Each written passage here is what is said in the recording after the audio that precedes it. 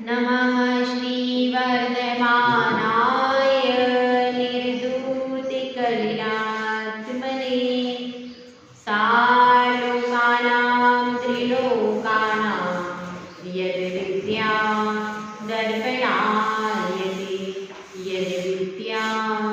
दर्पणायते पंच परमेश्वरी भगवान की जय। 1008 शांतिनाथ भगवान की जय। परम पूज्य आचार्य श्री आदि सागर जी महाराज की जय। आचार्य श्री महावीर कीर्ति महाराज की जय। आचार्य श्री विमल सागर महाराज की जय। आचार्य श्री तपस सम्राट सन्मति सागर महाराज की जय। आचार्य पूरा सुंदर सागर महाराज की जय। अहिंसा में विश्व धर्म की जय। निर्वाणी माता की जय।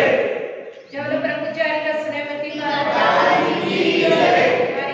संत की जय। सुबह का उजाला होता है, वैसे ही पंछी अपने घोंसले से बाहर निकल जाते हैं। पूरा आकाश गुलाबी हो जाता है और प्राची अपने अंक से सूर्य को उगल देती है। प्राची के अंक से सूर्य प्रकट हो जाता है। ऐसे ही प्रभात प्रेरणा दे रहा है कि कुछ ना कुछ अच्छा और शुभ कार्य करें। शुभ कार्य को करने की प्रेरणा कहाँ से मिलती है? प्रभात से। पक्षी जो सोए हुए थे वे भी अपने घोंसले से बाहर निकल करके चहचहाने लगते हैं। जो कृषक है वह अपना हल लेकर के खेती की ओर चल देता है। जहाँ उसका खेत है उस तरफ कृषक चल जाता है। गाय क्या करती है? गाय भी बाहर आकर के रंभाने लगती है। मुर्गा बांग देने लगता है। तो ऐसे सुबह पशु पक्षी भी सचेत हो जाते हैं, सावधान हो जाते हैं, तैयार हो जाते हैं। तो हमको भी सुबह क्या करना चाहिए? सबसे पहले उठ करके सुबह क्या करना चाहिए? आप कोई बता सकता है? आपने नमोकार मंत्र की जाप देना चाहिए। हाँ, महिलाओं में नमस्कार करके और भगवान को धन्यवाद देना। हाँ, सबसे पहले अपन जैसे ही उठते हैं, अपने बिछोने से उठते हैं, वैसे ही हाथ जोड़ करके सबसे पहले पंच परमेश्वरी को नमस्कार करना चाहिए और उनको धन्यवाद देना चाहिए कि प्रभु आपकी कृपा से आज मेरा जन्म जिनकुल में हुआ है और मैं यहाँ पर जो मुझे जिन धर्म मिला है यह मेरे लिए सबसे बड़ी चीज है। और अपने आप को तैयार करना चाहिए कार्य के लिए, भगवान का दर्शन करने के लिए। कि अब अपने मन में क्या इच्छा होना चाहिए? मैं कब मंदिर में जाऊं और भगवान के दर्शन करूं। क्योंकि जो अष्ट मूल गुण बताए हैं उनमें एक मूल गुण है प्रतिदिन भगवान का दर्शन करना। क्या है? प्रतिदिन भगवान का दर्शन करना। ये एक मूल गुण के अंतर्गत आता है और हर संप्रदाय के लोग अपने अपने मंदिर में या मस्जिद में कहीं ना कहीं जाते हैं। ठीक है, तो इसी तरह से हम भी जैन धर्म से बिलोंग करते हैं। तो हमारा पहला कर्तव्य क्या है कि सुबह उठ कर के सबसे पहले अपने नित्य कार्यों से निवृत्त होकर के सर्वप्रथम भगवान का दर्शन करना। ये पहला कर्तव्य है कि दूसरा है? कुछ लोग ऐसा करते, पूरे काम फिनिश कर लेते, 11 बज जाता है, 11 बजे के बाद, कभी कभी तो 12 बजे के बाद फिर आकर के भगवान को नमोस्तु करते। ये सही है कि गलत है? क्रिया सही क्या है? सही क्रिया यह है जैसे ही फटे आप अपने घर से निकल जाइए और सूरज की पहली किरण के साथ भगवान को दर्शन करना चाहिए। पूरा काम आपने घर का कर लिया, नाश्ता भी कर लिया और फिर अपन आ गए दर्शन करने। विधि यह है कि भगवान का दर्शन किए बिना मुंह में पानी भी नहीं डालना चाहिए। बिल्कुल सही विधि। और कभी किसी की परिस्थिति है तो लिया, पर अन्न तो नहीं खाना चाहिए। जब तक भगवान का दर्शन नहीं होता है तो तब तक आपको अन्न का भोजन नहीं करना चाहिए। सबसे सही विधि बता रहे, देखो उत्कृष्ट विधि क्या है, उत्कृष्ट विधि जो है वो आपको बताऊंगी, सही है ना। तो उत्कृष्ट विधि क्या है, जैसे ही सुबह का प्रारंभ हो सबसे पहले अपन नहा करके स्वच्छ वस्त्र धारण करके सबसे पहले परमात्मा के द्वार की ओर चले। कैसे चले, ऐसे चले कि नीचे देख करके चले। और बहुत अच्छा, यदि आपका घर ज्यादा दूर नहीं है तो चप्पल का प्रयोग नहीं करे, नंगे पांव चले और नीचे की भूमि को देखते हुए चले। मन में क्या पढ़े, कोई स्तुति, कोई पाठ या नमोकार मंत्र मन में पढ़ते हुए बहुत सावधानी से आपको मंदिर आना चाहिए। तो मॉर्निंग वॉक अपनी क्या है, ये हमारी मॉर्निंग वॉक है।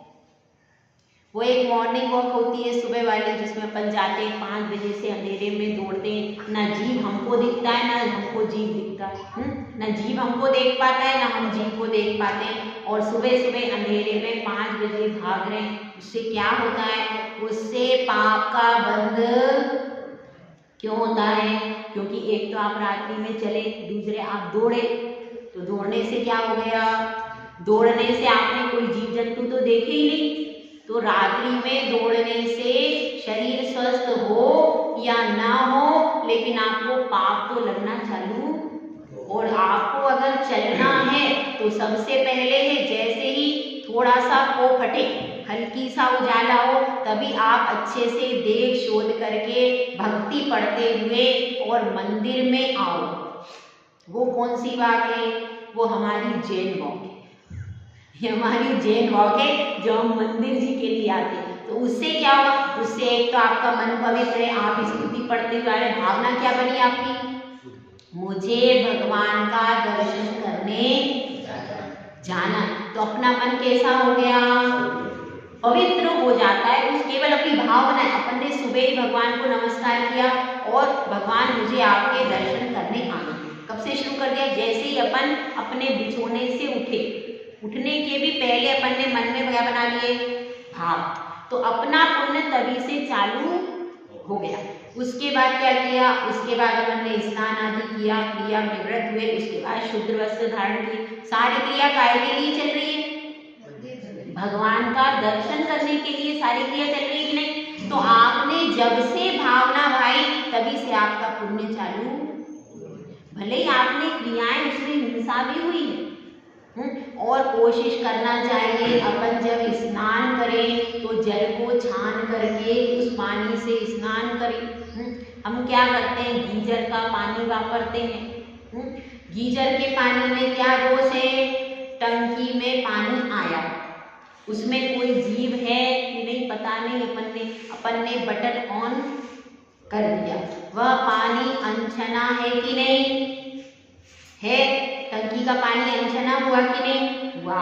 और उसमें मच्छर आदि यदि कोई जीव हो तो दिखेगा क्या, वह सारे जीव उसी में मरण को प्राप्त हो गए। इसीलिए अपन जैन व्यक्ति जो कि पानी छान कर पीते हैं, उनको गीजर का पानी इस्तेमाल नहीं करना चाहिए।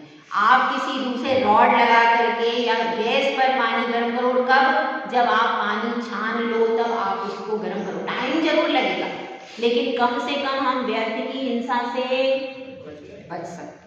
तो इसलिए अपना पानी छान करके फिर उसको व्यवस्थित गर्म करके फिर आपको उपयोग करना चाहिए। सामान्य व्यक्ति भी उसी गीजर से पानी से नहा रहा है, हम भी नहा रहे हैं, तो हमें उनमें कुछ फर्क होना चाहिए कि नहीं, होना चाहिए। तो ये सब काम आप कर सकते हो कि नहीं, कर सकते हैं। तो इस तरह से, और अपने उपयोग में कुछ लोग शावर से नहाते हैं, शावर के से पानी बहुत ज़्यादा वेस्ट होता है, उसकी अपेक्षा आप अपना बाल्टी आदि से करोगे तो स्नान में कम पानी खर्च होगा।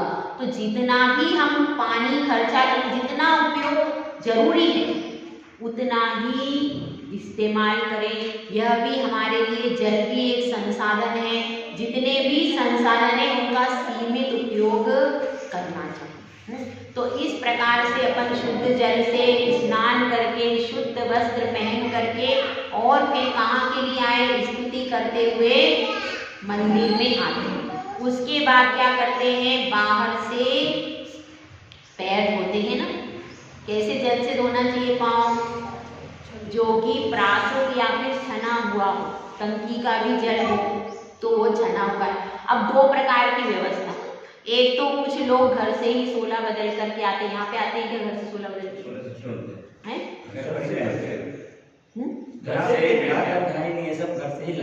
सब घर से ही पहन करके आते हैं। तो जो महिलाओं की व्यवस्था अलग होना चाहिए पैर धोने की। मैं वो बात भी आपको बता रही हूँ। पैर धोने की व्यवस्था कैसी होना चाहिए, आप घर से शुद्ध सोला के वस्त्र पहन करके आए, एक टंकी बाहर रखी, उसी से आपने पैर धो लिए। 2 मिनट के बाद एक महिला आई, उसने भी उसी से तो पानी शुद्ध रहा क्या? वो महिला के कपड़े तो शुद्ध नहीं थे, बिना सोले के कपड़े थे। वो चप्पल पहन के आई थी महिला, उसने चप्पल उतारी, उसी पानी से उस महिला ने भी पैर। 2 मिनट के बाद आप आए शुद्ध सोले के वस्त्र पहनकर, आपने भी उसी पानी से पैर, क्या हुआ, शुद्धि रही। और भी कोई जनरल बाहर से बस में बैठ करके आया है, कहीं से भी आया, उसने भी उसी टंकी से पैर धो लिए, आपने भी धो लिए, क्या हुआ, अशुद्ध।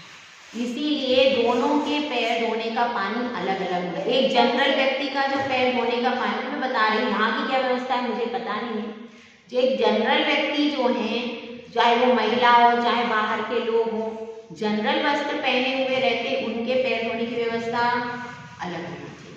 और जो शुद्ध सोले में आ रहे हैं उनकी व्यवस्था, उनको तो प्राकृत जल से ही पैर धोना।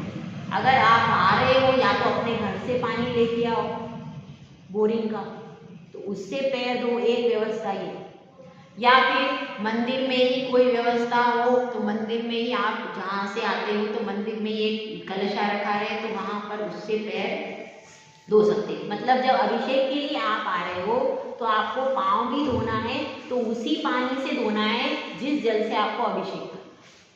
अगर आप नल के पानी से पैर धो लेते हो तो आपका सोला नहीं। समझ में आ गई बात? ऐसा बहुत जगह होता है, सब जगह ऊपर या तो बोरिंग का नल होता है या कोई सामान्य नल होता है, उससे पैर धो धो करके लोग आकर अभिषेक करते हैं। पर वो नल शुद्ध रहा क्या? तो इस बात का भी अपन ध्यान रख सकते हैं कि नहीं, इसका भी ध्यान अपन रख सकते हैं। तो फिर पैर धो करके फिर अपन क्या बोलते हैं सबसे पहले प्रवेश करते समय? क्यों बोलते हैं? बाहर के सभी आडंबरों का त्याग बोलते हैं। आप कुछ बताइए क्यों बोलते हैं? पर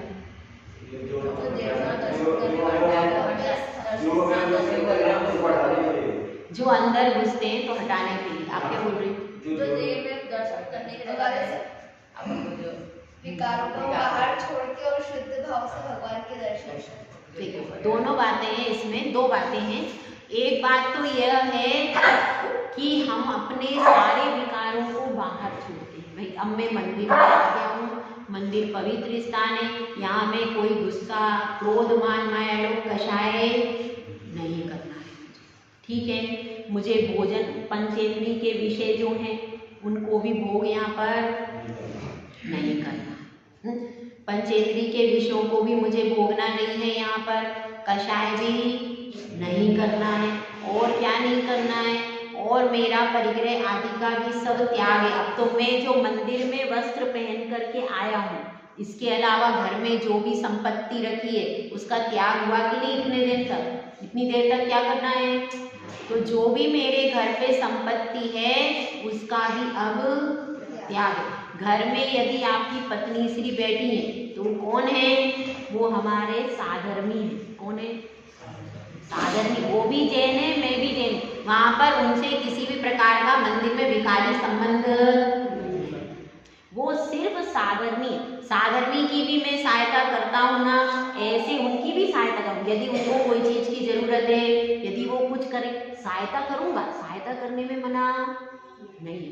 लेकिन जो मैं वहां पर घर पे बैठ के राग द्वेष करता हूँ, तुमने ये करा, तुमने ये करा, इस तरीके की बात मंदिर में नहीं कर, तो वो अपनी कौन हो गई? वो अपनी उस समय जो भी अपने घर से, अपने मम्मी भी आ सकती है, पिताजी भी हो सकते हैं, साथ में अपना बेटा भी हो सकता है, जो भी आया है, भैया अभी मुझे तुमसे राग द्वेष नहीं करना।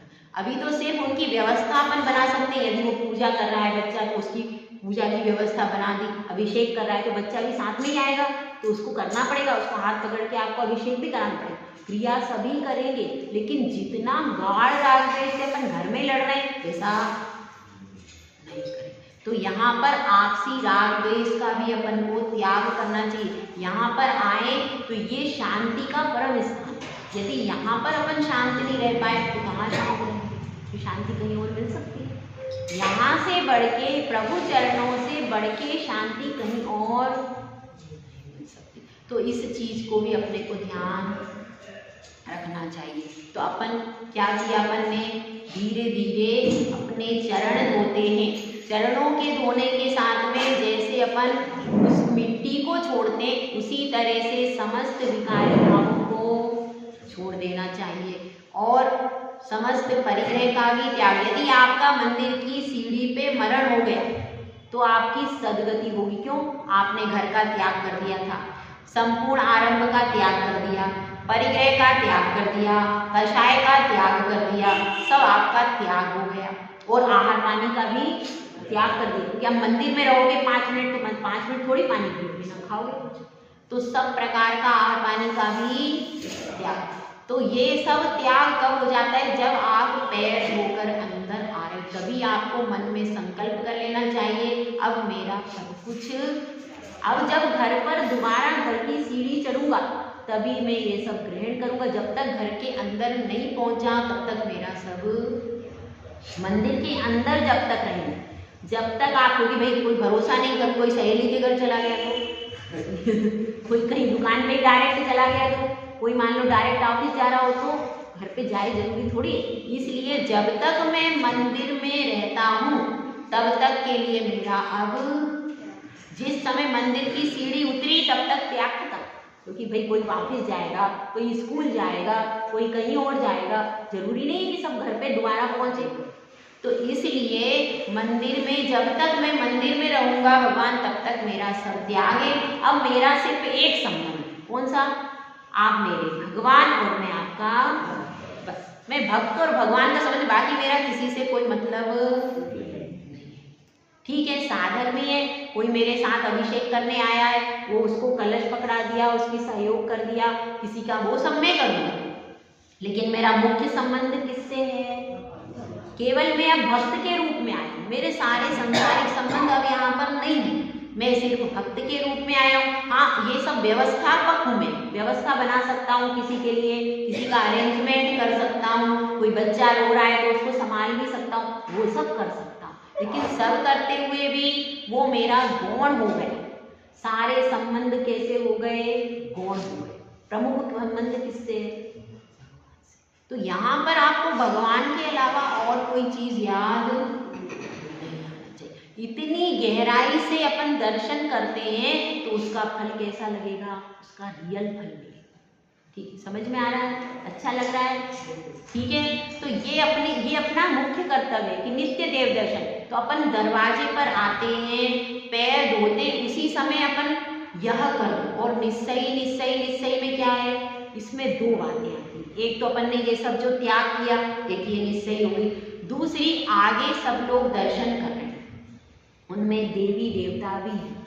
कौन से देवी देवता हो सकते हैं? कल मैंने थोड़ा सा आपको दोपहर में बताया, व्यंतरवासी देव और भवनवासी। 2 देवता ऐसे हैं जो कि यहीं रहते हैं, अधोलोक। अधोलोक में रत्नप्रभा पृथ्वी में रहते और वो यत्र तत्र गमन कर सकते। ठीक है, तो इसलिए व्यंतरवासी देव भी जो सम्यक दृष्टि भी होते हैं, उसमें मिथ्या दृष्टि। तो कोई कौतूहलवश भी भगवान के मंदिर में आ सकता है और कोई भक्ति से भी आ सकता है। वे भी यहाँ मध्यलोक में दर्शन करने आते हैं। तो कदाचित कोई देव वहाँ पर हो और हमने सही नहीं बोला तो उसको बाधा पहुँच गई। क्यों? क्योंकि उनका सूक्ष्म शरीर होता, उनका शरीर हमें दिखाई नहीं देता। तो अपन एकदम धड़ धड़ करके गए और तुरंत चावल पटके और बस ऐसा भी करते हैं जो धड़ धड़ करके जाते हैं, भगवान देखा नहीं देखा, चावल यूं और एकदम चले। भगवान के सामने 2 मिनट दर्शन तो करना चाहिए। तो ऐसा कुछ लोग जल्दी में रहते, भाई मुझे जाना है जल्दी, 5 मिनट स्कूल का बस करिए चलो, ऐसे वो दर्शन नहीं है। उसको 2 मिनट 5 मिनट आपकी जिंदगी बड़ी मुश्किल से मिली है, तो 2 मिनट 5 मिनट उन परमात्मा को धन्यवाद दे दो। अगले भाव में आपको जिंकुल मिले कि नहीं मिले, अरे अभी मिला है, उस फैसिलिटी को अभी यूज करो। हाँ भैया, आपको क्या मिली? पलाश भैया नाम है, ठीक है। तो आपको मिल गई स्कॉलरशिप, स्कूल में थे आप, कॉलेज में आपने एकदम सुपीरियर काम किया, बहुत अच्छे मार्क्स आए और आपको स्कॉलरशिप मिली। अब आपको वहाँ से आया है कि आप आ जाइए और अपनी स्कॉलरशिप ले जाइए। अब आपने कहा नहीं अभी तो मुझे टाइम नहीं है, मैं बाद में जाऊँगा, बाद में चले गए। फिर एक बार और संदेश आ गया, भैया स्कॉलरशिप ले लो। आपने कहा मैं अभी नहीं जा, फिर आपने थोड़ा लिखा, फिर तीसरी बार आ गया संदेश, क्या स्कॉलरशिप ले लो नहीं तो आपकी जा सकती, तो भी आपने ध्यान नहीं दिया और अंत में क्या हुआ? Let's go. ठीक हो, अब कि ये काम अच्छा हुआ कि खराब हुआ? स्कॉलरशिप लेनी चाहिए थी।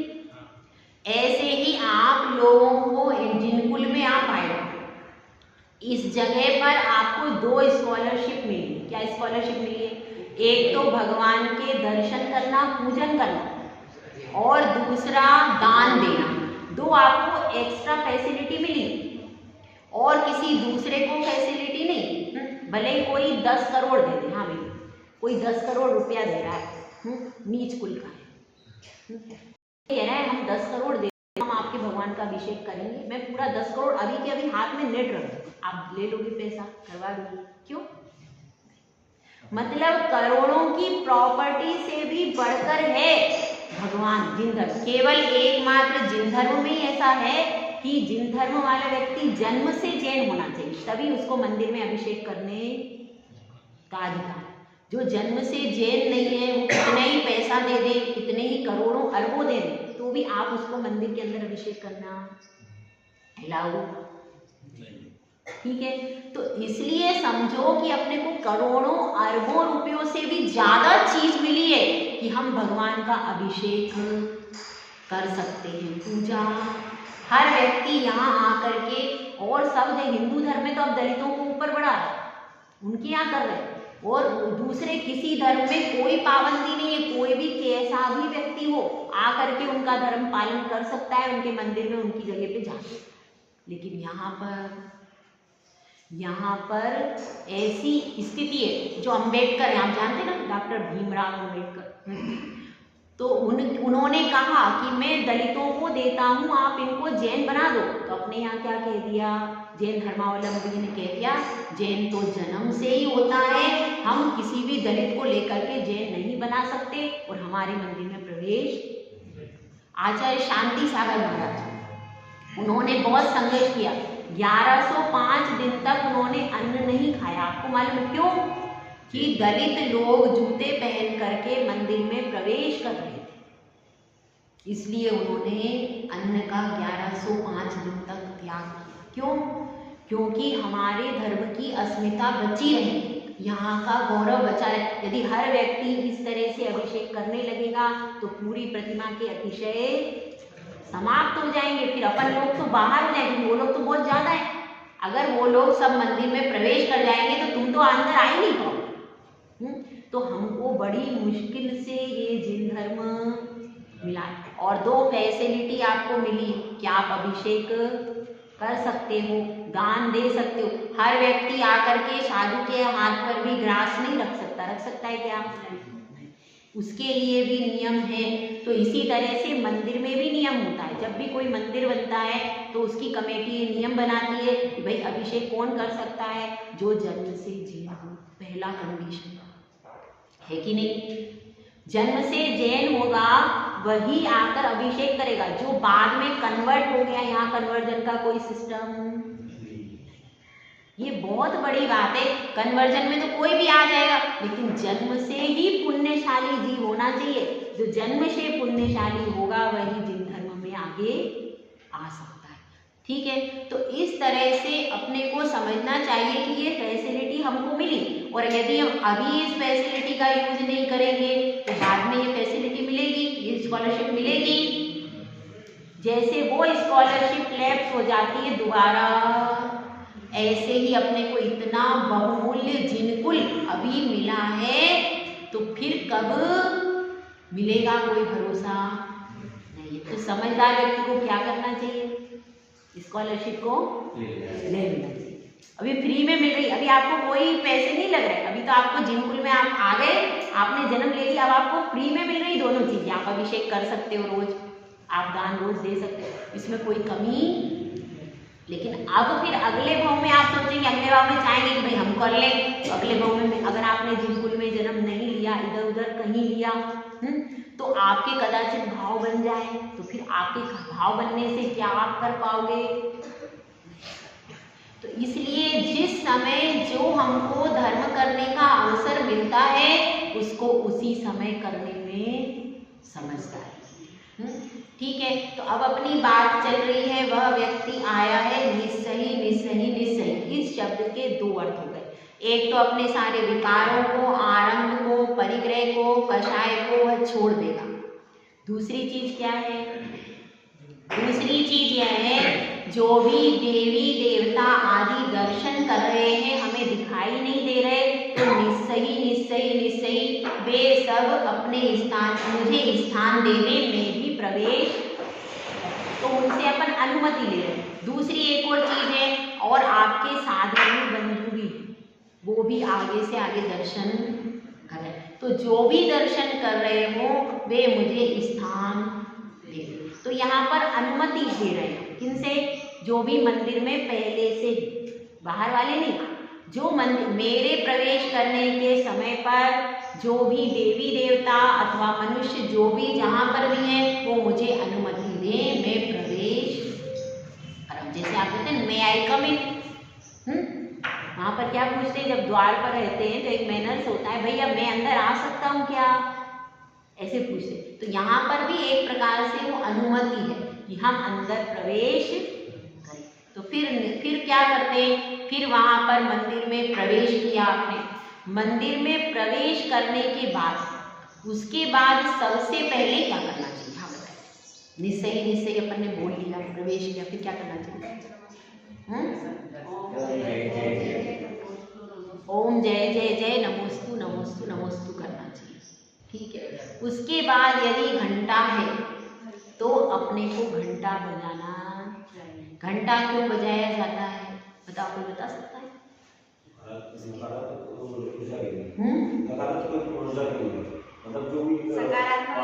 सकारात्मक ऊर्जा के लिए घंटा बजाया जाता है। आप कुछ बताइए। घंटा बजाने के उसकी वाइब्रेशन निकलती है, उससे पॉजिटिव एनर्जी आती है। और उसके नीचे खड़े रहना चाहिए, जब घंटा बजाए तो उसके नीचे खड़े रहना चाहिए। देखिए, घंटे में यहाँ से ज़्यादातर कनेक्ट होता है ऊपर, और घंटा जो है एक प्रकार से संगीत भी बहुत सारे मस्तिष्क के रोगों को दूर करने में बहुत प्रभावी काम करता है संगीत जो है ना। और ये जो घंटा है, धातु सबसे ज़्यादा घन होता है, धातु में घन होता है, और उस घन से हमारा दिमाग जो होता है वो सबसे ज़्यादा प्रभावित होता है। संगीत से दिमाग और हृदय दोनों बहुत ज़्यादा प्रभावित होते हैं, और इसीलिए घंटा बजा देते हैं। तो घंटा एक अपनी आत्मा को सचेत करने की सूचना है कि अब हम सारी चीज़ों को छोड़ चुके हैं और अब हम किसके द्वार पर आए? अब हम परमात्मा के द्वार पर आ गए। तो मन में भी कोई विकल्प चल रहा हो तो एक क्षण के लिए जब आप घंटा बजाते हो तुरंत मन एक क्षण के लिए तो स्थिर। क्यों? क्योंकि उसके नाद से हमारा मन, हमारी आत्मा एकदम कॉन्सेंट्रेट हो जाती है। तो यह सूचना है मैं अब परमात्मा के द्वार पर आ गया हूँ, तो अपना मन भी परमात्मा की ओर समर्पित हो जाए। यह परमात्मा के प्रति स्वयं को समर्पण करने की सूचना है। जैसे अपन स्कूल जाते हैं, वहाँ भी क्लास शुरू होने वाली हो तो पहले घंटी बजती, अब इलेक्ट्रॉनिक वाली बजने लगी होगी, लेकिन बजती तो बिना घंटी और बिना घंटे के स्कूल नहीं होता। आज तक हुआ? वो अलर्ट करने की सूचनाएं, आज तक कितना ही विकास हो गया लेकिन बिना घंटी घंटे के स्कूल नहीं बना। वो क्यों है? वह ये जैसे ही वो इस घंटे पर वो होता है, घंटा बजता है, वैसे ही दिमाग अलर्ट हो जाता है और वो पढ़ाई के लिए, अन्य वस्तु के लिए अपने आप, नेचुरल चीज है, अपने आप व्यक्ति तैयार हो जाता है। व्यक्ति का मस्तिष्क जो है यह संगीत से तैयार होता है। चाहे राग द्वेष वाली परिणति में जाना हो, चाहे आपको वितरागी परिणति में जाना हो, कहीं भी जाना हो, व्यक्ति का मस्तिष्क तैयार करने के लिए संगीत बहुत ज़्यादा अहम भूमिका निभाता है। इसलिए इस घंटे का प्रयोग बहुत दिनों से किया जा रहा है। पुरानी जगह भी होता था, घंटी बजती थी, बच्चे स्कूल में जाते थे, अपन सब भी बच्चे भी थे, तब भी ऐसे ही होता था, अब भी वही सिस्टम है। ये क्यों है? क्योंकि इससे अलर्ट, सावधान हो जाते हैं और सावधान होकर के उसका मन और दिमाग दोनों तैयार अपने आप हो जाते हैं कि मुझे अब क्लास में जाना है। इसी तरह से अपन यहाँ पर आए तो मैं अब परमात्मा के द्वार पर आ गया हूँ। कभी अपने मन को, वचन को, काय को, तीन को अलर्ट करके अब पूर्ण समर्पण किसके प्रति करना है? भगवान के प्रति। तो वह घंटे का नाद ये सूचना देता है कि अब मैं पूरा समर्पण किसके लिए करूँगा? भगवान के लिए करूँगा। और जो घंटा बजा करके नीचे खड़े रहने का कारण क्या है? यहाँ से एनर्जी निकलती है, तरने निकलती, क्योंकि ये पूरा मंदिर जो आपका है ना, पूरे मंदिर के शिखर पर कलश कौन सी धातु का? तांबे का। सोने का भी होता है, तांबे का है, सोने की पालिश करवाइए, तांबे का कलश। तांबा और सोना जो धातुएं हैं, ये कलश क्यों बनाया जाता है? कलश बनाने का कारण ये होता है, वातावरण में बहुत सारी किरणें होती हैं और जब ये धातु बीच में लग जाती है तो वह सारी किरणें पॉजिटिव एकत्रित हो जाती हैं और वह कलश के माध्यम से पूरे मंदिर को प्रोटेक्ट कर देती है। कलश ऊपर रहता है, अब ये पूरा आपका जो परिसर है ये पूरा कैसा हो जाएगा? पवित्र हो जाएगा और उसके कारण उसके अंदर रहने से आपकी भाव अलग ही बनेगी। आप कितना ही मंदिर में स्वाध्याय, घर पे स्वाध्याय करें, कितना ही पाठ पढ़ो, लेकिन जो मन आपका मंदिर में लगेगा बाहर लगेगा नहीं, क्योंकि एक तो भगवान की वितराग प्रतिमा और ये कलश, दोनों चीजें ऐसी हैं कि कलश से पूरी बाहर की जो नेगेटिव एनर्जी है वो पूरी वहीं के वहीं कट जाती है और पूरी पॉजिटिव और पवित्र ऊर्जा ही अंदर प्रवेश, इसीलिए उसको कलश को बनाया जाता है कि सारी नेगेटिव एनर्जी अंदर नहीं आएगी, केवल पॉजिटिव एनर्जी। और सोना सबसे ज़्यादा पॉजिटिव एनर्जी देता है, सोना है, सोना सबसे ज़्यादा देता है, उसके बाद इसीलिए आपने देखा होगा ज़्यादातर मंदिर, पुराने मंदिर देखो, सब कलशों में ओरिजिनल गोल्ड रहता है, बहुत कम हो जाने, बाकी ज़्यादातर क्यों रहता है? क्योंकि गोल्ड सबसे ज़्यादा पॉजिटिव ऊर्जा देता है, उसकी विशेषता है। इसीलिए सब जगह पहले क्या करते थे? आभूषण में पहले महिलाएं गोल्ड के पहनती, मंगलसूत्र में एक गोल्ड का छोटा सा पेंडल जरूर रहता और वो पहनती थी, तो उसके द्वारा क्या होता था? उसके द्वारा बहुत सारे रोगों को भी शमन करने की ताकत इस स्वर्ण में। इसीलिए स्वर्ण के आभूषण जो पहने जाते थे उसका कारण है कि वो पॉजिटिव एनर्जी देता है, ठंडा होता है और हार्ट पर भी, जैसे मंगलसूत्र पहनते हैं तो वो पेंडुलम जैसे घूमता है तो उससे हार्ट की बीमारी नहीं, इतना पॉजिटिव। तो जो हमारी प्राचीन सभ्यता है वह हमारे लिए अब भी कल्याणकारी है। अब तो मंगलसूत्र पहनना बंद हो गया भैया, तो सब चला गया, अपनी चीजें सब चली गई, एक छोटी सी बिंदी आ गई, चूड़ी भी चली गई और धीरे धीरे कुछ चिन्ह बचे हैं बस मुश्किल से। तो बता रहे वो सब जो अपनी चीजें हैं वो हमारे लिए स्वास्थ्य के लिए भी अच्छी हैं और काय के लिए अच्छी और भी सब चीजों के लिए अच्छी है। ठीक है, तो अब अपनी बात चल रही है, एक व्यक्ति जो कि मंदिर में आया है, मंदिर में आया है और मंदिर में आकर के भगवान के उसने क्या किए हैं? दर्शन किए। दर्शन करने के बाद अब सबसे पहले क्या करेगा, पहले भगवान को देखेगा। कैसे देखेगा, सबसे पहले आपको देखना चाहिए भगवान के चेहरे की तरफ और मस्तक के बीच में, कहाँ, दोनों भुवों के मध्य में, मस्तक के बीच में उनको थोड़ा हाथ जोड़ करके देखना, भी चावल नहीं चढ़ाना। शांत भाव से भगवान के मस्तक की ओर देखना चाहिए। यह जो मस्तक है, यह मस्तक किसका प्रतीक है, यह मस्तक केवल ज्ञान का प्रतीक है। भगवान के मस्तक में क्या है, केवल ज्ञान। अपने पास तो सामान्य ज्ञान है, लेकिन उनके पास ऐसा विशेष ज्ञान है कि 3 लोक के 3 काल के समस्त पर्यायों को जान रहे, देख रहे, तो उनके पास विशेष ज्ञान। सबसे पहले क्या देखो, मस्तक के मध्य में एक आपने देखा होगा त्रिनेत्र, तीसरा नेत्र होता है, ये आज्ञा चक्र, तो यहाँ पर दृष्टि डालना चाहिए सबसे पहले। उससे अपना मन भी कॉन्सेंट्रेट होता है और अपने ऊर्जा भी आती। तो पहले भगवान के मस्तक की ओर देखो, फिर धीरे धीरे उनके स्वरूप को देखने का प्रयास करें। जो उनके भगवान के नेत्र हैं वो अनंत दर्शन का प्रतीक है। अनंत दर्शन मतलब वह सब पदार्थों को देखते हैं, सारे पदार्थों को देखते हुए, और लेकिन फिर वो सबको देखते जानते हैं, लेकिन फिर भी राग द्वेष, इसलिए आंखें उनकी अनंत दर्शन का प्रतीक। और इस तरह से उनका पूरा चेहरा जो है, चेहरे पर क्या है, दुख है, क्रोध है, एकदम शांत भाव है, आंखों में किसी प्रकार की लालिमा नहीं, एकदम शांत भाव है। चेहरे से वो बहुत मुस्कुरा रहे हैं, तो हमको लगता है वो मुस्कुरा रहे, वास्तव में मुस्कुरा रहे हैं क्या,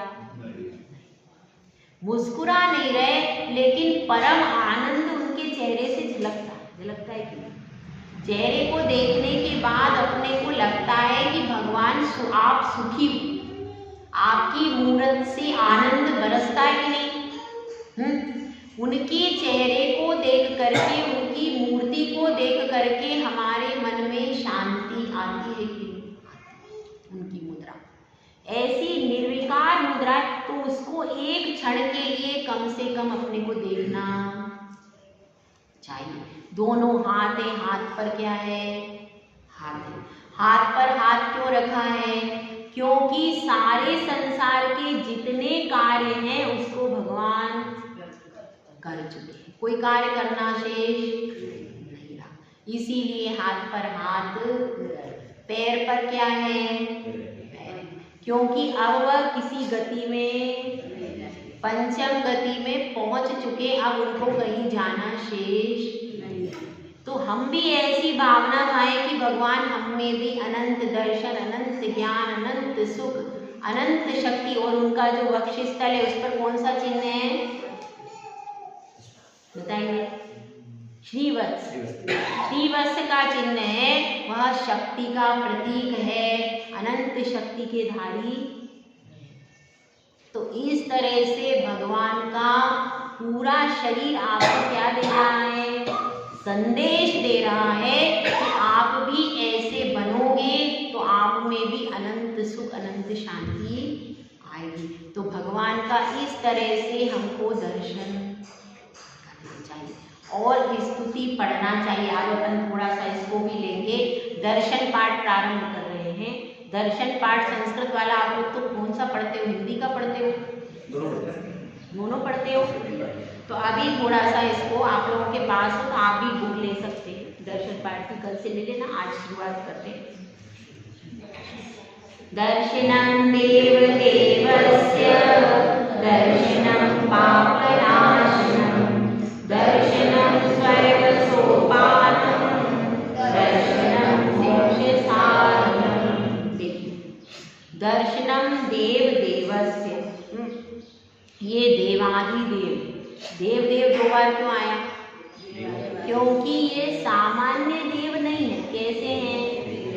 देवों के भी देव हैं, जितने भी स्वर्ग के देव हैं उनके भी ये पूजनीय वंदनीय होते, इसलिए इनको क्या कहते हैं? देवाधिदेव। देवों के भी देव, मतलब जो 100 इंद्र होते हैं। किसी को मालूम है 100 इंद्रों के नाम? 100 इंद्रों की संख्या कैसे बनती मालूम है? देखिए, भवनालय 40, भवनवासी के 40, और व्यंतरादि देवा मूर्ति 32, व्यंतर के 32, कप्पामर 24, कप्पामर यानी कल्पवासी के 24, ठीक है। और ये सब मिलाकर के कितने हो गए? 96 हो जाते। देखो हिसाब लगाओ, 40 और 32 और 24, 92 हो गए। अब इसके बाद चंद्र, सूर्य, एक पशुओं में से और एक चक्रवर्ती, ऐसे 4, तो ये कुल कितने हो जाते हैं? 100। समझ में आ गया?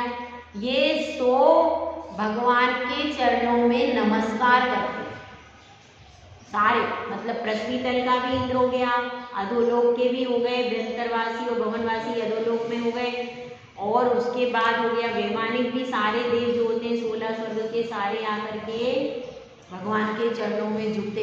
तो मतलब कोई तीनों लोक के स्वामी क्यों कहलाते हैं? क्योंकि तीनों लोक के इंद्र आकर के भगवान के चरणों में झुकते हैं, इसीलिए उनको क्या कहते हैं? असंख्यात देवी देवता भी चरणों में रहते। तो कोई तीनों लोक में स्वामी किसको कहा है? जिनेंद्र। इसलिए इनको कहा है दर्शनम में। भगवान आपका दर्शन कर रहा हूँ, और दर्शन करने से, देवादि देव का दर्शन करने से, दर्शनम पाप नाशनम, दर्शन करने से सारे पाप नष्ट हो जाते हैं, ऐसा कहा गया है धवला पुस्तक में। मात्र दर्शन करने से जिस कर्म का बंध, उदय, उत्कर्षण, अपकर्षण, मतलब नष्ट किसी भी प्रकार से कर्म हो ही नहीं सकता, ना घट सकता है ना बढ़ सकता है। तो ऐसा कर्म भी मात्र सच्चे भाव से अगर भगवान का दर्शन करते हैं तो वह कर्म भी कैसा हो जाता है? नष्ट हो जाता है। इतनी पावर है दर्शन, अगर आप सच्चे मन से दर्शन करो तो इसीलिए यहाँ पर लिखा है दर्शनम पाप नाशनम। यह जो भगवान का दर्शन है यह पाप को नाश करने वाला है। और दर्शनम स्वर्ग सोपान, यह जो दर्शन है ये स्वर्ग का क्या है? सोपान का अर्थ है सीढ़ी, स्वर्ग में जाने की सीढ़ी है।